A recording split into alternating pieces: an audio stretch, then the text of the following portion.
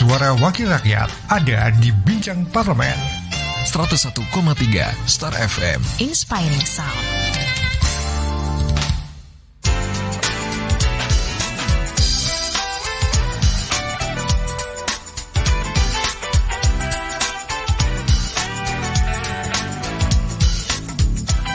Dari Jalan EM Sangaji 41 Yogyakarta, 101,3 Star FM Inspiring Sound. Selamat siang Star Lovers. Bincang Parlemen hari ini kembali menyapa Star Lovers di hari Jumat 20 Desember 2024 ya Star Lovers ya. Tentunya dengan tema yang menarik ya, dan Star Lovers kita tahu bahwa kemiskinan ini menjadi permasalahan bangsa yang memang perlu untuk segera diselesaikan begitu ya. Dan dengan upaya-upaya yang sistematik, kemudian juga cepat dan terpadu dan menyeluruh. Dan pastinya upaya penanggulangan kemiskinan ini juga memerlukan arah kebijakan, kemudian strategi, bahkan juga sasarannya harus terukur begitu ya, supaya tidak salah sasaran. Seperti apa nantinya DPRD DIY ini melihat persoalan kemiskinan di daerah istimewa Yogyakarta, kemudian juga bagaimana tentang kebijakan penanganannya. Kita akan berbincang dengan narasumber kita di siang hari ini, yaitu Bapak Lili Syaiful Ahmad SP, anggota DPRD DIY. Selamat siang Pak Lili. Selamat siang Mbak Widya. Kabar selamat baik? Siang. Iya, selamat siang Star Lover. Siap. Ya. Semangat kabar ya Pak. Baik, ya semangat. Siang hari ini karena kita membicarakan tema yang cukup sensitif dan tentu saja ini penting sekali gitu ya. Ini terkait dengan optimalisasi pengentasan kemiskinan di daerah istimewa Yogyakarta. Kita tahu bahwa dari berbagai macam data, termasuk juga kalau boleh saya ingatkan lagi ya Pak ya, Pak Lili ya, ada data dari BPS, Badan Pusat Statistik yang merilis hasil survei kemiskinan hingga Maret 2024 dan hasilnya Provinsi Daerah Istimewa Yogyakarta ini menjadi provinsi dengan persentase kemiskinan tertinggi se-Jawa nih Pak Lili. 10,83%. Iya, 10,sekitar 83% gitu ya. Udah turun itu. Sekarang sudah turun Pak? Enggak, artinya 2023 itu masih di angka di atasnya. 11 ya kalau nggak salah ya. Di 11, artinya dalam 1 tahun kita sudah bisa menurunkan sekitar 1% lah, 0, sekian, yes. gitu kan. Ya. Artinya ada progres ya Pak ya. Ada progres ya. Dan diharapkan terus menerus terjadi penurunan. Betul. Ya Pak ya angka ini ya. Nah dari Pak Lili sendiri, bagaimana DPRD DIY juga melihat persoalan kemiskinan di daerah istimewa Yogyakarta Pak? Ya kalau kita ngelihat sebenarnya kan kemiskinan di DIY ini kan ada 4 kabupaten 1 kota. Iya. Kalau kita berbicara tentang misalnya mana yang termiskin, ini data kita tidak. Jadi Star Lover yang mendengar ini atau melihat ini ya jangan baper lah ya, jangan baper. Jadi berdasarkan data itu yang termiskin memang Kulon Progo. Dan kebetulan saya orang Kulon Progo. Oke. Dapil saya Kulon Progo. Ini tantangan untuk kita. Jadi 15,8 sekian persen lah. Terus kemudian Gunung Kidul masih di angka 15, sekian persen. Terus kemudian Bantul 11, sekian persen. Baru yang 1 digit itu Sleman sama kota. Sleman 7, sekian persen dan kota 6, sekian persen. Nah ini tantangan untuk kita semua. Kenapa sebarannya seperti itu? Dan kalau kita ngelihat Gunung Kidul posisinya di sana, di atas selatan, ya kan. Kemudian Kulon Progo juga relatif kan di selatan. DIY bagian selatan. Bantul juga bagian selatan. Artinya ketimpangan di sini harus kita selesaikan. Salah satunya bagaimana kita mengoptimalisasikan pembangunan infrastruktur di seputaran wilayah daerah istimewa Yogyakarta, khususnya di wilayah selatan. Itu salah satunya. Konsepnya, iya. Kalau boleh diukur atau indikatornya kemiskinan juga Pak. Mungkin kan kita sebagai Star Lovers yang nggak tahu ya, gitu ya Pak. Sebenarnya dikatakan miskin tuh kan indikatornya apa aja? Apakah mungkin pendapatannya kurang dari UMR itu dikatakan miskin, atau apa lagi nih Pak yang bisa jadi tambahan informasi ke Star Lovers? Ada kalanya ini pendapatan atau bahkan yang jamak itu cara menghitungannya itu dari sisi pengeluarannya. Oke. Nah, pengeluarannya sekian ratus ribu atau sekian juta misalnya, itu nggak memenuhi. Dan ini sangat anomali di DIY karena di Jawa atau khususnya di DIY itu yang namanya gotong royong itu sangat penting gitu kan. Nah sekarang gini, Ini saya mencontohkan orang tua saya saja. Okay. Ya, orang tua saya yang pensiunan guru, ASN, ya kan, dua-duanya. Dan kebetulan orang tua saya, bapak saya juga pernah jadi anggota DPR. Itu kalau sesuai dengan aturan yang selama ini dihitung dari BPS, itu bisa dikatakan orang tua saya miskin. Karena pengeluaran hariannya tidak memenuhi kan gitu. Tapi kenapa begitu? Karena di rumah itu kan nanam sayuran, ada kolam ikan. Kalau butuh kelapa juga tinggal minta tolong orang untuk ngambilin buah kelapa itu untuk masak. Terus kemudian ada ayam dan sebagainya, itu di rumah itu ada. Nah, hal ini terjadi di masyarakat kita se-DIY, khususnya misalnya kita bicara tentang Kulon Progo, Gunung Kidul sama Bantul. Bukan berarti di kota sama Sleman tidak ada juga, cuman lebih banyak di 3 wilayah tersebut. Nah, ini anomali kalau kita dianggap miskin. Ya buktinya kita juga senang-senang aja gitu kan. Itu aja, Mbak. Ada anomali ya? Iya, ada anomali. Indikatornya itu juga anomali ya, Pak? Ya, bisa dibilang kayak gitu ya? Mestinya sudah harus dirubah itu aturan-aturan tentang itu. Oke, siap. Jadi beberapa wilayah itu tadi yang di sekitaran pantai selatan ya, selatan betul, ya gitu, Pak. Ya. Itu Jogja Selatan itu yang memang punya data kemiskinan yang cukup tinggi gitu ya. Dan selain pendapatan mungkin Pak yang kurang dari UMR lah katakanlah, sebenarnya faktor penyebab kemiskinan sendiri kalau di daerah Yogyakarta ini, kalau Pak Lili melihat tuh apa sih, Pak? Makanya ukurannya itu dulu. Sebenarnya kan kalau kita tanya teman-teman kita atau saudara kita, masyarakat kita di wilayah tersebut, apakah mereka itu mengakui atau merasa miskin? Kan tidak juga. Nggak merasa miskin beliau-beliau ini. Karena cukup, semuanya cukup, ya kan? Nah, hanya karena negara atau pemerintah dan World Bank misalnya itu ada mereka punya kesepakatan atau yang akhirnya menjadi sebuah aturan itu dengan pengeluaran sekian atau hasil sekian itu dianggapnya miskin. Itu saja. Jadi ya itu predikat yang ada diatur oleh negara misalnya kayak gitu. Tapi apakah beliau-beliau saudara kita itu merasa miskin? Kan tidak juga. Saya hari ini jarang melihat orang-orang yang di sekeliling kita yang betul-betul tidak bisa makan, Mbak. Saya nggak melihat, ya kan? Jadi mungkin tidak bisa beli handphone lebih dari satu. Tapi rata-rata satu rumah, coba dilihat, ya kan? Bahkan mohon maaf ya, yang punya profesi A, profesi B, profesi C yang kadang-kadang dianggap juga mereka terbatas, ada keterbatasan. Karena saya memilih kata miskin tuh kayak nggak enak gitu kan di batin saya, di pikiran saya. Tapi mereka juga punya fasilitas, bisa membeli handphone, bisa beli pulsa dan sebagainya. Jadi intinya saya jarang melihat orang di sekeliling kita yang betul-betul tidak bisa makan.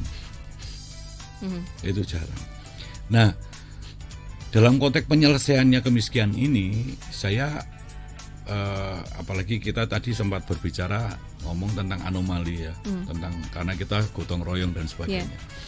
Di agama manapun, ya kan, orang punya keyakinan agama apa saja gitu, ya kan, mestinya kita tidak boleh membiarkan tetangga kanan kiri kita itu tidak bisa makan.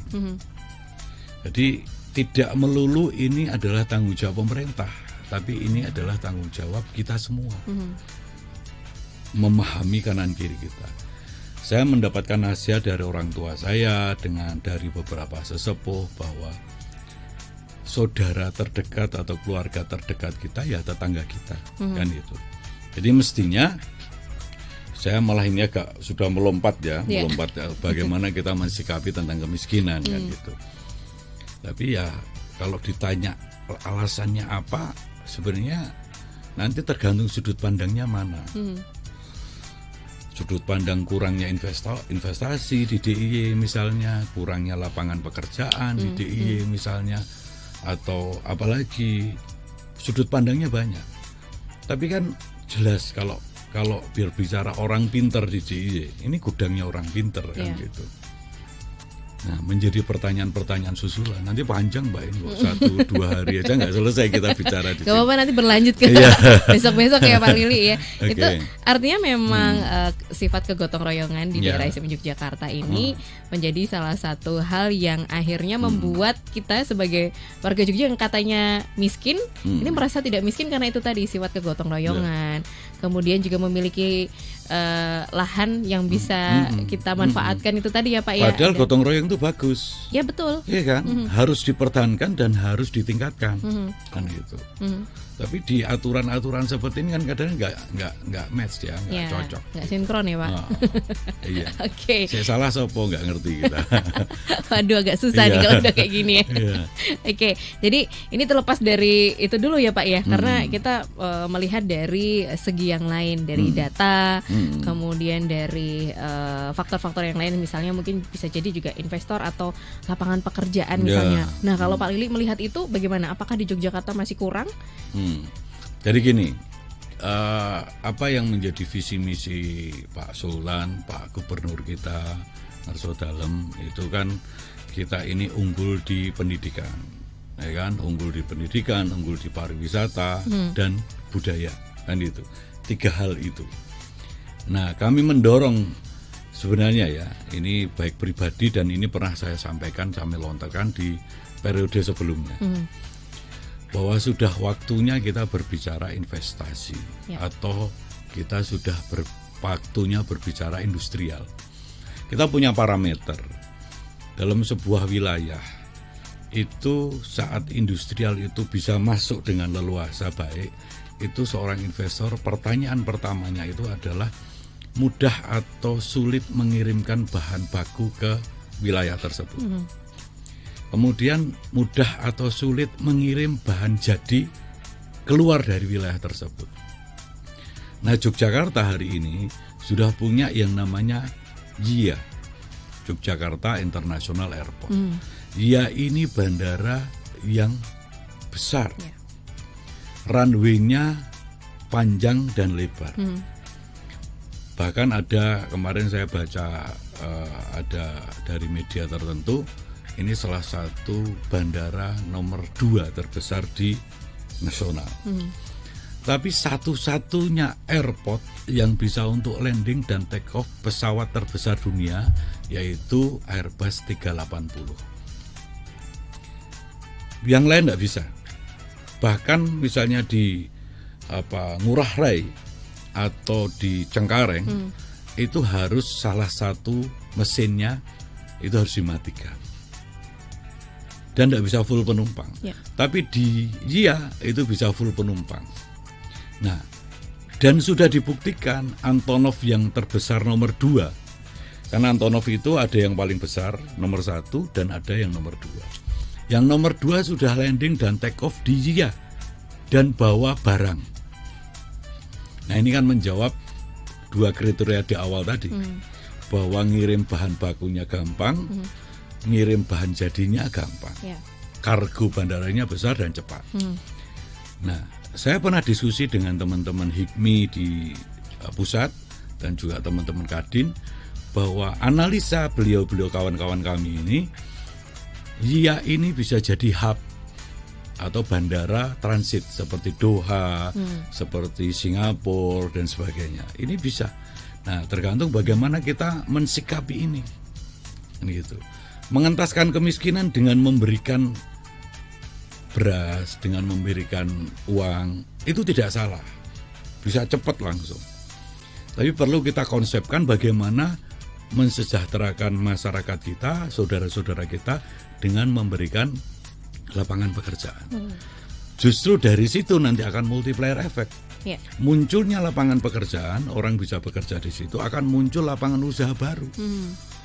Ada bisnis catering, ada bisnis kuliner, ada bisnis mungkin transportasinya muncul, terus kos-kosan, kontrakan, properti semuanya akan naik gitu. Jadi ini beberapa hal yang setelah 3 hal tersebut menjadi target, mestinya ada outputnya dan outcome-nya, arahnya kemana. Dan kita sudah punya itu. Oke, jadi sumbernya sudah punya kita ya. Kita jadi sudah punya. Transportasi ada Bandara Baru Yogyakarta International Airport yang harusnya bisa dimaksimalkan ya Pak ya. Apalagi bentar lagi ada tol. Itu dia. Ada tol, ada bedah menoreh, ada PSN yang lain itu yang lewat selatan itu Dendles. Jembatan Serandaan 3 sudah berproses, ya kan? Nanti nyambung dari Surabaya, dari Jawa Timur sana, Banyuwangi nyambung semua bedah. Ini menjadi salah satu akses-akses. Memang ada plus minusnya, tergantung bagaimana kita mensikapi. Kemarin saya sempat sampaikan juga di beberapa media cetak dan online tentang bagaimana kami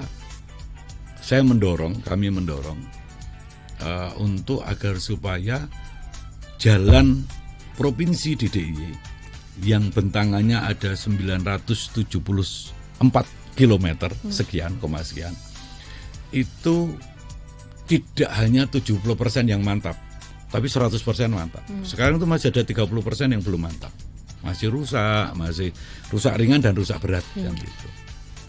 Duitnya dari mana? Memang kita tidak punya duit. Iya. Cuman kan kita perlu efisiensi. Ibarat kata sebuah rumah tangga mungkin ada yang dipotong, yang harus dikencangkan ikat pinggang yang mana dulu, dan kita juga bisa nyuwun sama pakai mekanisme DAK, DAU sama Impres, ya kan. Beberapa jalan-jalan kita juga sudah dibangun pakai Impres dan juga pakai DAIS. Nah, ini berkah untuk masyarakat DIY, insya Allah. Oke. Jadi infrastruktur sudah diperbaiki sedemikian rupa gitu ya untuk mempermudah akses ya Pak. Mestinya kita dorong agar supaya bisa 100%. Betul. Baru 70% sekarang. Kan banyak. Dan itu yang diuntungkan kabupaten kota. Kalau berbicara tentang retribusi pariwisata, kita kan sambungkan lagi dengan pariwisata tadi. Bahwa pendidikan, pariwisata, budaya, ya kan, ada 3 hal itu. Saat kita berbicara pariwisata, pengentasan kemiskinannya itu salah satunya untuk kabupaten. Retribusi yang terima adalah kabupaten kota, bukan provinsi. Ya, kita bicara misalnya jalan Serandaan, itu kan, yang arah menuju pantai apa itu namanya, itu rusak. Sekarang sudah mulai dibangun, alhamdulillah. Nanti ada jalan mana lagi? Yang diuntungkan kabupaten kota kok. Oke, jadi intinya adalah ini juga dari kabupaten kota juga harus bisa memaksimalkan ya Pak ya. Ya, saling bekerja sama supaya bisa mengentaskan kemiskinan itu tadi atau yang terbatas tadi kalau bahasanya Pak Lili tadi gitu ya. Kita rumah tangga. Kita ini punya rumah tangga, kita punya anak. Anak kita mungkin tidak cuma satu. Yang satu sedang sakit butuh berobat, yang satu harus les. Kalau bayar sekolah kan rutin kita bayar kan itu. Ya yang les ditunda dulu bayarnya. Ngomong sama guru lesnya misalnya, sebentar ya karena anak saya yang satu sedang sakit, harus dibayar, diobatkan dulu. Nah, kita kecilkan, jadi kita berbicara DIY salah satunya dengan konsep itu. Prioritas ya Pak ya. Harus ada yang diprioritaskan, yang paling penting gitu kan ya. Kita jeda dulu ya Pak Lili ya. Silakan Lovers yang ingin bergabung dengan obrolan kita, langsung aja sampaikan di WA kita di 0818621013 atau di Instagram kita @jogja_fm. Kita akan balik lagi nanti dan beberapa pertanyaan yang sudah masuk akan saya sampaikan ke Pak Lili gitu ya, nanti akan dijawab.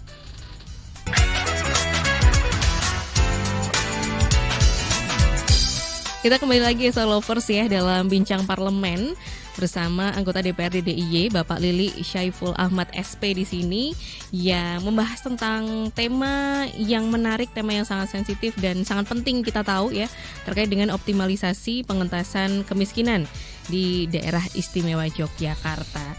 Sudah ada beberapa yang masuk Pak terkait dengan pertanyaan ini juga menarik sih ya. Ini dari Pak Anwar yang ada di Timoho. Pak, ini saya amati ya, sebagian besar keluarga miskin justru memiliki banyak anak. Mereka tuh kayak kurang persiapan untuk masa depannya nanti itu bagaimana. Untuk kebutuhan sehari-hari aja susah gitu ya, bagaimana untuk pendidikan. Ini sejauh yang saya lihat gitu ya. Nah, mungkin dari Pak Lili atau dari DPRD DIY sendiri punya langkah juga untuk mengedukasi ini nih Pak. Tanggapannya monggo Pak Lili. Iya. Sebenarnya kan hal-hal ini sudah dari zaman Orba, itu sudah ada yang namanya KB, ya kan, keluarga berencana. Dan keluarga berencana ini juga beberapa waktu yang lalu kami melihat berhasil. Buktinya apa? Buktinya sekolah-sekolah banyak yang tutup. Itu karena sedikitnya siswa yang akan masuk sekolah. Ya kan? Nah, terus pertanyaannya, apakah sekarang ini dibiarkan program itu? Tidak juga. Karena muncul program-program lain yang namanya stunting dan sebagainya. Nah, menjawab apa yang jadi pertanyaan dari Bapak tadi, ya kita akan gerakkan, dan ini masukan yang baik. Saya menerimanya bukan pertanyaan, tapi ini justru saya menampung ini sebagai masukan bahwa di sekeliling kita masih ada saudara-saudara kita yang belum memahami hal tersebut. Jadi berkeluarga tapi ada sebagian yang masih belum melakukan sebuah perencanaan yang matang, sehingga ya nek bahasa kawan-kawan saya ya beras-beras saja kan gitu. Betul. Tapi apakah itu salah? Itu juga tidak salah. Ini menjadi tanggung jawab kita semua, pemerintah dan pemerintahan DIY. Jadi kalau pemerintah itu hanya eksekutif, kalau pemerintahan itu eksekutif dan legislatif kan gitu. Ming tambahan itu jadi sudah berbeda. Jadi masukan yang bagus Pak, saya anggap ini bukan pertanyaan tapi masukan, sehingga kami mensikapinya ke depan akan menjadi lebih aktif lagi, memberikan edukasi kepada masyarakat tentang hal tersebut. Ya. Oke, jadi memang ini jadi salah satu PR juga ya Pak ya. Salah satu PR yang dari zaman dulu sebenarnya sudah ada gitu ya. Kita kaji lagi nanti. Dikaji terus gitu ya. Jadi ada selalu kajian dan juga evaluasi ya Pak ya. Dan di DIY ini ada Perda nomor 11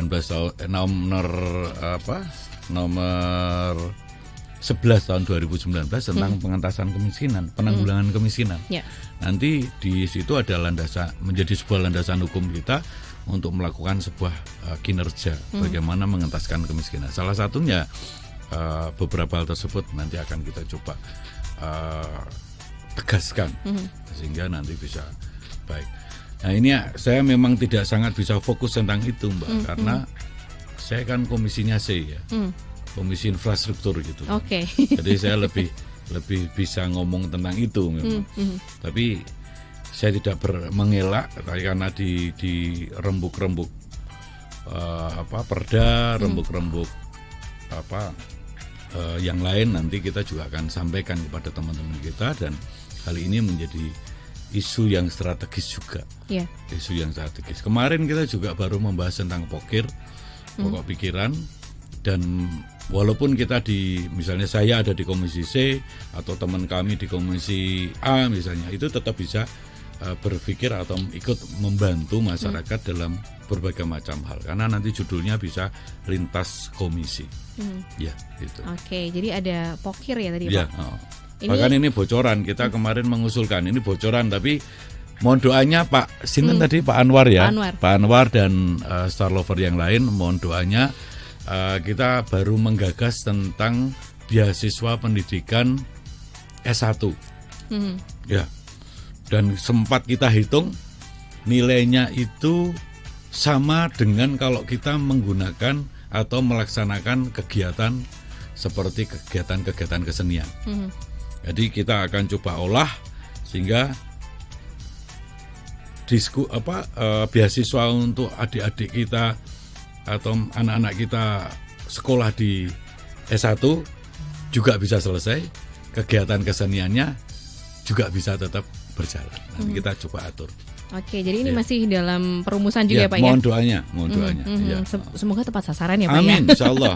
Iya, mestinya harus tepat sasaran. Harus tepat sasaran ya Pak ya? Kalau nggak tepat sasaran nanti sampaikan ke kami. Oke, siap gitu. Karena kalau sudah ada kajiannya, sudah ada hasilnya, nanti harusnya memang yang benar-benar butuh ya Pak ya, supaya baru kemarin efektif. kita bicarakan itu. Oke, siap. Masih hangat ini, masih hangat. Masih hangat, nanti akan ini ya, kita tunggu lanjutannya gitu ya Pak ya. Insyaallah, ya. Oke, terima kasih juga. Ini ada Pak Fauzi yang bertanya nih Pak. Pak Lili tadi disinggung nih terkait kemiskinan, dan untuk memberantas itu kan butuh lapangan pekerjaan untuk meningkatkan kesejahteraan. Ya. Tapi juga tadi dikatakan ada investor dengan adanya jalur distribusi juga. Tapi hal yang fundamental dari itu adalah daya beli masyarakat nih Pak. Ini gimana caranya ya supaya bisa meningkatkan daya beli masyarakat Yogyakarta? Kalau punya pekerjaan dan punya hasil tinggi kan belinya juga banyak nanti. Iya. Kuncinya kan itu. Oke. Jadi pemerintah baik di pusat, di nasional sama di DIY juga kan sudah memberikan bantuan-bantuan tersebut. Jadi misalnya kayak zaman COVID kemarin juga ada stimulan-stimulan, ya kan. Sekarang juga masih berjalan itu beberapa hal, bahkan tentang beras sekian kilo. Ini bahkan kemarin barusan diumumkan yang rame-rame masalah pajak 12% itu kan akan sampai dengan Februari sudah diformatkan, akan ada masing-masing keluarga yang dianggap miskin itu akan mendapatkan 10 kilo selama 2 bulan tersebut. Ada bantuan-bantuan yang lain lagi. Nah, itu menyelesaikan untuk kebutuhan pokoknya. Nah, sekarang kalau pertanyaannya meningkatkan daya beli, ya kasih pekerjaannya yang bagus sehingga nanti bisa mendapatkan penghasilan yang bagus. Itu aja. Jadi saya berbicara tentang multiplier efek tadi, ini muncul investor datang, bikin usaha, entah pabrikan, entah usaha macam-macam, turunannya di bawah pasti akan muncul perusahaan-perusahaan atau usaha-usaha kuliner, laundry dan sebagainya, muncul banyak. Nah, akhirnya termasuk petani yang selama ini, misalnya kita berbicara petani Lombok selama ini harus dikirim ke pasar induk di Jakarta. Mungkin untuk menghidupi atau mencukupi kebutuhan masyarakat di DIY itu malah kurang. Jadi tidak perlu dikirim ke pasar induk, tapi justru nanti kita malah nambah mendatangkan. Jadi star lover yang memang bergelut di pertanian jangan kecil hati, justru malah wah ini berarti orang yang butuh makan semakin banyak. Kan itu. Petani kan banyak-banyak ya, ada petani yang memang nyangkul betulan, ada yang menjadi tukang belanja yang hasil kan gitu. Ya itu masih tergolong petani juga. Tukang juga iya. Bisa bangun rumah kok, akan banyak bangunan yang berdiri di situ. Jadi tinggal diatur aja. Saya orang pertanian basicnya. Jadi kan ada ekstensifikasi pertanian, intensifikasi pertanian dan sebagainya. Jadi lahan pertanian juga jangan sampai habis. Itu kalau nanti nek ngono kuwi engko lahan pertanian habis sebentar.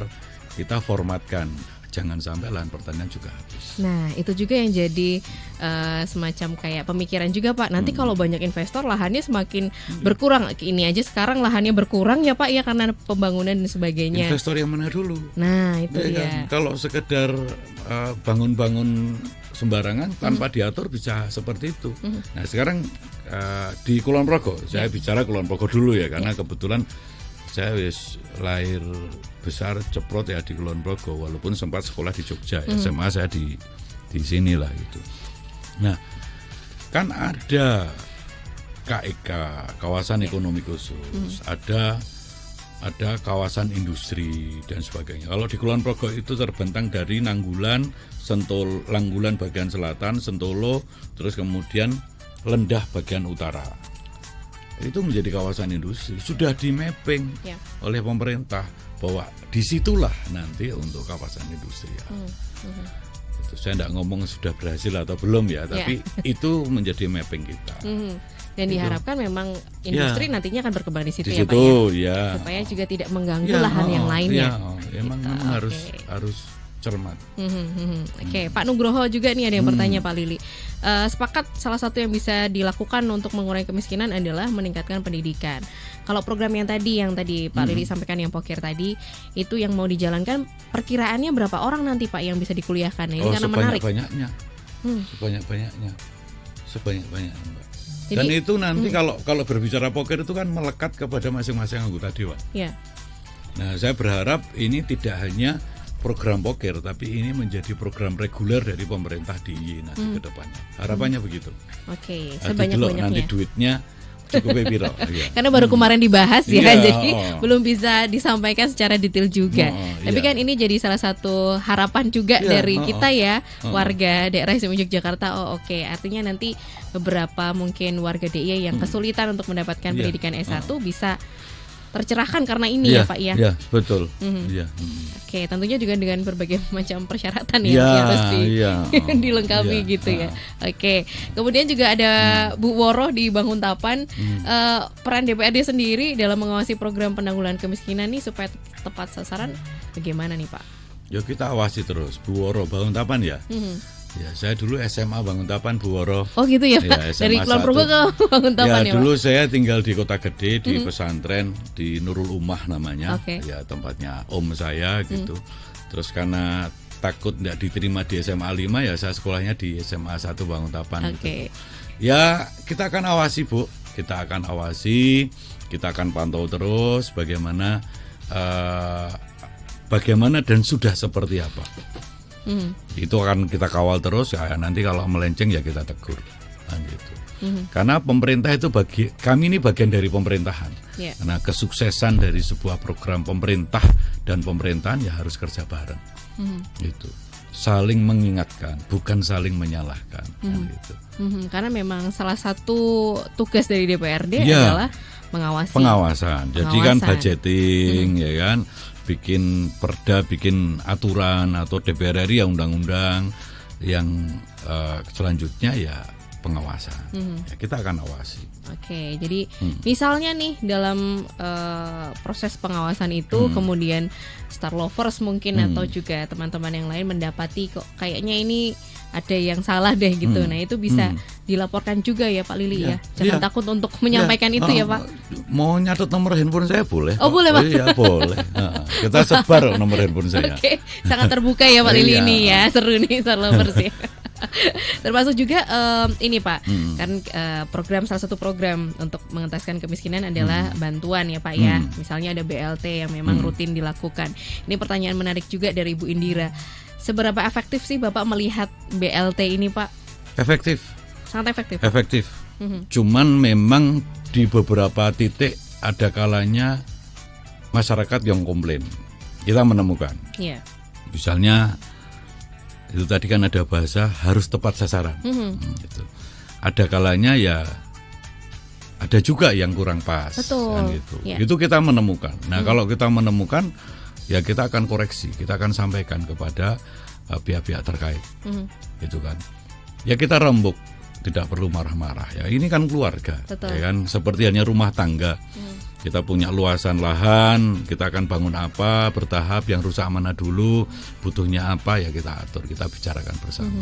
Kalau semuanya kita bicarakan dengan baik, dengan niat baik, dan niat baik kan gitu kan, itu semuanya akan baik. Ya, kira-kira ada yang pengen nomor handphone saya enggak? Boleh Pak, kalau berkenan untuk menyampaikan. Ya nomornya sudah melekat ya 15 ya, sampai 20 tahun sama saya. Iya. Kira-kira ya kayaknya rada aman lah. 081 227 6-nya 5 kali. Belakangnya 9. 081 227 6-nya 5 kali, belakangnya 9. Ini apakah bisa mengadu banyak hal Pak, atau mungkin curhat juga boleh ya Pak? Boleh. Cuman kalau kadang begini, kadang orang mencatat nomor handphone saya terus berbicara, tapi tidak memperkenalkan dirinya dulu siapa. Itu. Nah, ya sekarang kita kembalikan saat kita bertamu ke rumah orang, ya kita ketuk pintu, ya kita akan bicara, memperkenalkan diri, nama saya ini, saya mau sampaikan begini. Jadi jelas gitu. Tapi kalau hanya kayak surat kaleng gitu kan, ya kita ya nggak tanggapi, ya belum nanti telepon, belum ini kan, kadang ada juga yang seperti itu. Di handphone saya ya kayak seperti sekarang kita baru acara seperti ini, ya nggak mungkin saya balas nomor handphone, nggak mungkin saya jawab telepon atau balas WA kan, enggak, ya nantilah gitu.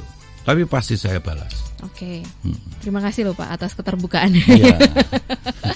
Ini masih dari Ibu Indira ya. Pak Lili, saran aja nih Pak, mbok diupdate itu data dari Dinsos, karena beberapa tetangga saya yang sebenarnya tergolong menurut saya tidak miskin ya, sudah cukup gitu, tapi masih mendapatkan BLT dan tidak punya kesadaran nih. Kan ada juga yang sadar diri ya Pak ya, untuk akhirnya melapor bahwa saya sudah cukup, jadi ini bisa dialihkan ke yang lainnya yang memang berhak untuk mendapatkan BLT. Nah ini ada saran Pak untuk mengupdate datanya, karena ketika mengadu ke kelurahan pun katanya ini sudah datanya satu terintegrasi dari pusat nih Pak. Mungkin juga bisa jadi pencerahan juga Pak Lili ini, bagaimana? Itu betul. Nah ya nanti sampaikan ke saya titiknya mana, orang mana dan sebagainya. Kita akan coba bantu untuk bicara dengan wilayah setempat. Tapi jangan dipastikan pasti ini. Jadi gini, ini ada case ya, ada satu kasus. Saya punya komunitas namanya UMKM Cah Enom. Kebetulan karena Kulon Progo namanya UMKM Cah Enom Kulon Progo. Itu anggotanya sudah lebih dari 1.000. Awalnya kawan-kawan kami, saudara kami di UMKM itu berebut untuk mendapatkan bantuan dari pemerintah. Kalau nggak dapat itu kayak nangis-nangis lah, pokoknya marah-marah dan sebagainya. Kadang-kadang begitu. Terus sering ketemu dengan kami, ngobrol dan sebagainya. Akhirnya ada statement-statement dari kawan-kawan ini, ada saudara-saudara kita ini, bahwa berarti saya masih dianggap kaya. Saya tidak perlu itu. Karena saya memang menyampaikan bahwa kita ini mau dapat bantuan atau nggak dapat bantuan, kita tetap seorang pengusaha. Sekecil apapun, kita ini adalah pengusaha. Teman-teman, jenengan-jenengan ini adalah seorang pengusaha. Jadi mau dapat bantuan ya kita terima, nggak dapat ya sudah. Biar Tuhan yang menghukumi ini semua kan gitu. Nah, memang betul yang disampaikan Bu Indira tadi. Ada orang yang sebenarnya sudah cukup. Punya mobil atau dia punya motor lebih dari satu di rumahnya. Terus punya handphone lebih dari satu dan sebagainya. Kalaupun motornya atau mobilnya kredit, tapi kan yo bisa bayar kreditan, artinya berarti punya duit kan gitu. Tapi mereka nggak tahu kenapa mereka seneng dapat bantuan itu. Saya juga heran. Ya ini ya kita nanti sampaikan lah. Mungkin ini juga menjadi tanggung jawab saudara-saudara kita atau kalau kebetulan saya Muslim ya ini juga saya akan sampaikan ini juga kepada Ustadz atau Mas Kiai, Pak Kiai, Bu Nyai untuk menyampaikan bahwa menerima bantuan yang bukan haknya itu kan ya nggak baik lah. Wong orang miskin kok merasa miskin kan ya nggak pas. Ya. Ini artinya mental ya Pak ya? Nah, aku biar muni ngono ki ra tekan gitu loh. Ini artinya mental ya. Jadi banyak di antara kita yang ternyata masih punya mental itu ya Pak. Jadi mentalnya miskin nih. Jadi ketika dapat bantuan itu seneng, padahal dilihat dari yang lainnya tuh sudah tercukupi. Nah ini juga jadi PR juga Pak yang lainnya Pak. Ada dulu kalau sempat ada konsep begini.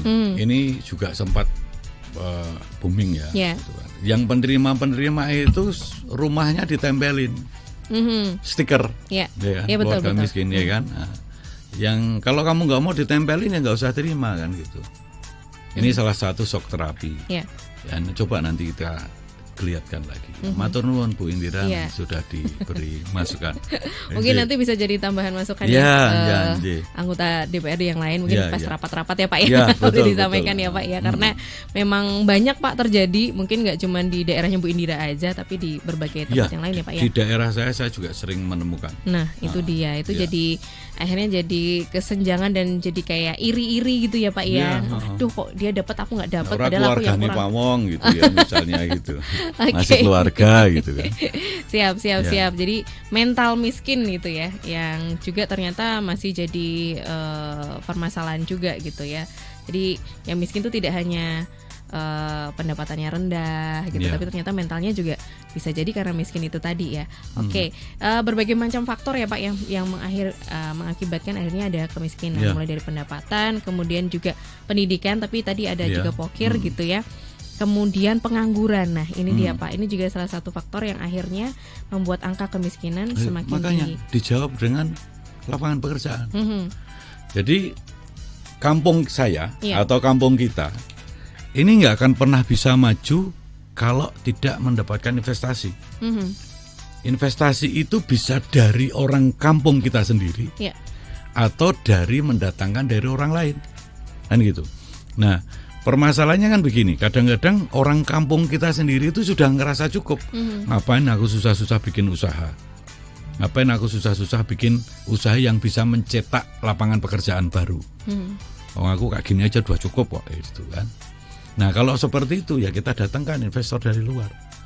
Atau kita perlu menyampaikan kepada saudara kita yang hari ini merantau dan sukses di luar.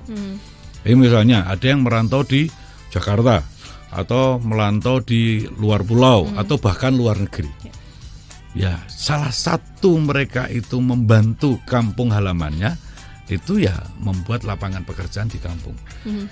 Belum banyak yang mau mendata itu. Ya. Karena mereka bingung sebenarnya, alasannya mau pulang itu ngapain? Gitu kan? Itu dia Pak. Tadi saya pengen tanya langsung gitu ya. Apakah mereka juga bersedia nih Pak balik kampung? Mau. Asal apa? Asal yang bergerak itu orang yang terpercaya. Oke. Jangan satu misalnya, oh ini sebuah desa atau pedeguan, ya bikin yayasan lah. Jangan masuk ke rekening pribadi. Itu kadang-kadang nggak selalu ya, tapi kadang-kadang terus jadi masalah. Itu. Ini sering saya dorong sama kawan-kawan saya untuk coba tetangga kita, saudara kita itu di kampung kita yang merantau yang sukses berapa orang, siapa aja didata. Bu, kamu ya nek bahasa perusahaan ya CSR lah gitu kan. Bahasa mereka ya apalah, mau bersedekah atau berderma atau apa, atau bikin usaha gitu. Kan bisa. Itu yang perlu ada orang mungkin yang menggerakkan gitu ya Pak, atau perlu ada kajian juga mungkin Pak untuk bisa menggerakkan ini. Saya mau diajak diskusi. Ya, nah ini Pak Lili sudah sangat terbuka untuk berdiskusi ya, karena Pak Lili juga seorang pengusaha ya Pak. Ya awalnya begitu. Ya, lanjut dari Pak Chandra nih terkait dengan mental kaya miskin tadi Pak. Bagaimana supaya kita punya mental kaya nih Pak dan mau berbagi? Dan tadi juga disampaikan kalau misalnya sudah sukses ya harusnya sih ya Pak ya, harusnya mau berbagi. Tidak hanya berbagi secara ini ya, secara uang atau berbagi secara barang gitu Pak, tapi bisa juga berbagi pikiran ya Pak ya, berbagi ide-ide juga kan juga bisa ya Pak ya. Nah ini bagaimana Bapak melihat ini nih, bagaimana supaya kita bisa punya mental kaya dan mau berbagi itu tadi? Ya, Anda Pancasilais bukan gitu pertanyaannya kan gitu. Berat ini pertanyaannya. Iya kan. Nah, kalau Anda Pancasilais ini nggak sulit hari ini. Ini mudah dijalankan. Itu yang pertama. Jadi untuk yang tidak mau seperti itu berarti Pancasilaisnya perlu dipertanyakan. Itu yang pertama. Punya loh ya, katanya sukses, punya ya nggak mau berbagi berarti bukan Pancasilais. Kalau dikecil bukan, kalau di dalam lagi agak lebih personal. Makhluk beragama yang baik atau bukan gitu. Karena semua agama diajarkan berbagi. Kalau masih pelit ya berarti kalau Muslim ya ngaji kurang lah gitu, kurang tenanan gitu, gitu. Ya kan? Iya. Itu aja, kuncinya itu kok. Itu. Baik, ini dipertanyakan dulu ya, Anda orang Indonesia yang Pancasilais atau enggak? Gitu. Ya itu. Dan saya loh Pak, ini cuma Pak Chandra ya. Dan saya Pak Chandra, tapi saya sering sampaikan begitu sama teman-teman saya gitu, kalau aku harus sedekah mau membantu itu ngerasa segen, ngerasa masih eman. Ya kalau itu membuat Anda zalim kepada keluarga Anda ya jangan. Artinya kita punya penghasilan 1.000 terus kita mau sedekahkan semua, sementara anak istri kita butuh makan, ya itu zalim, nggak boleh. Kan gitu, kalau itu kan nggak boleh. Itu ya kan. Tapi kalau kita memang sudah berlebih, ya agama juga sudah mengatakan bahwa kalau kamu berbagi itu ya nggak usah hitung-hitungan sama Tuhan, Tuhan akan mengganti dengan lebih banyak lagi. walaupun kita tidak berhitung sama Tuhan. Oke, siap. Oke, pertanyaannya sekarang terkait dengan infrastruktur ya Pak ya, yang ke Pak Lili banget nih. Karena Pak Lili tadi sudah sampaikan juga karena jalur provinsi sendiri di daerah istimewa Yogyakarta ini belum 100% nih. Oke ya Pak ya, baru 70%. Masih ada 30%. Ini terkait anggaran juga ya Pak ya. Anggaran yang terbatas juga. Tapi kan ini bukan jadi alasan ya Pak ya untuk tidak memaksimalkan itu. Mungkin ada juga pandangan dari Pak Lili sendiri nih melihat kondisi ini ya Pak ya. Ini kan namanya kondisi ya Pak ya. Supaya tetap harus berjalan. Untuk akses ini juga akses ini kan juga untuk menanggulangi kemiskinan juga ya Pak ya, secara tidak langsung kan berkaitan juga ya gitu. Nah ini bagaimana Pak dengan kondisi yang sekarang ini itu tadi aksesnya masih belum 100%, kemudian infrastruktur juga masih dalam pembangunan belum selesai, sementara data kemiskinan juga masih terus berjalan. Nah supaya ini tetap bisa berjalan dengan baik dan kemiskinannya progresnya juga semakin berkurang nih apa nih? Jadi gini, saat kita akan membangun jalan dan jembatan, infrastruktur yang ada di DIY, kita mesti harus melihat 3 hal yang menjadi visi dan misi Pak Gubernur. Ini menopang meningkatkan nilai pendidikan atau tidak? Ini meningkatkan dari sisi budaya atau tidak? Ini meningkatkan dari sisi pariwisata atau tidak? Kalau semua mengarah ke situ, ini sebenarnya selesai. Jadi tidak hanya sekedar melihat yang rusak saja yang dibangun duluan, tambal sulam. Tapi apa? Kita fokus dulu. Oh di sini dulu, karena ini nanti akan meningkatkan pariwisata. Jadi pikirannya saat membangun itu, saya membangun ini ya, ini untuk meningkatkan pariwisata dan nanti ujungnya untuk menghilangkan kemiskinan, kan gitu. Jadi ada sektor-sektor unggulan ya Pak ya. Harus begitu, itu dulu. Pariwisata, budaya tadi. Nah itu yang pertama. Terus yang sangat penting, duitnya ono pora, kan gitu kan. Nah duitnya ono pora itu kan ada banyak hal yang bisa kita lakukan. Kita skala prioritas, kan mungkin ada beberapa pembangunan lain atau belanja lain, belanja modal yang mungkin tidak sangat penting ya kita potong dulu, kita fokuskan di situ dulu. Ya itu tadi saya sampaikan seperti halnya sebuah rumah tangga, kebutuhan pokoknya di mana dulu, yang lain prihatin dulu kan gitu. Itu yang pertama. Yang kedua, kita bicara dengan pemerintah pusat.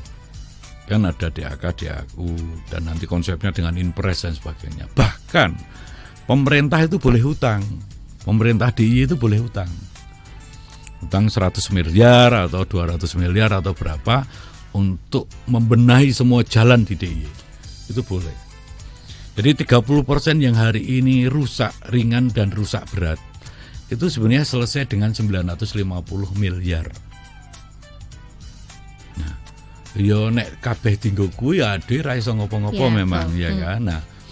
Nah mestinya ini kita harus selesai dalam 3 tahun ke depan misalnya. Itu duitnya dari mana baru kita bicara. Golek duit dari mana? Termasuk saya belum tahu pasti tentang payung hukum kalau menggunakan CSR ya. Tapi kalau itu bisa dan payung hukumnya ternyata bisa, boleh. Kenapa tidak? Nah, satu contoh saat kita berbicara tentang sampah.